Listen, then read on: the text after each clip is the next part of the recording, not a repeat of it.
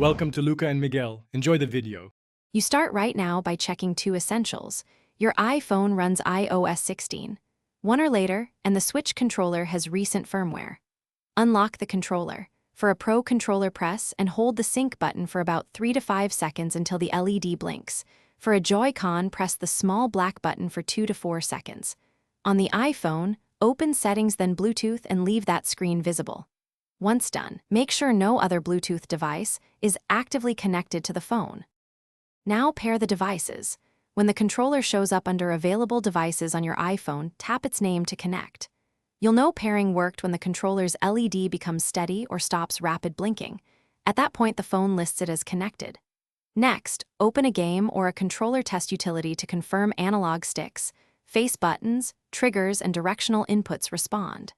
If a button reads incorrectly, try disconnecting and reconnecting while the game is closed. Then retest to ensure proper mapping. Finish by saving any controller profile in your game and adjust vibration or sensitivity to taste, because vibration drains battery quickly. Make sure auto lock is extended so the iPhone doesn't sleep mid-match. If you finish, power down the controller to conserve battery. If things go wrong, reset the connection.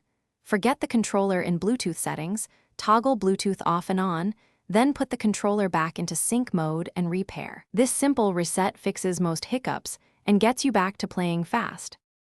Thanks for watching and please subscribe. It's the best investment you'll ever make.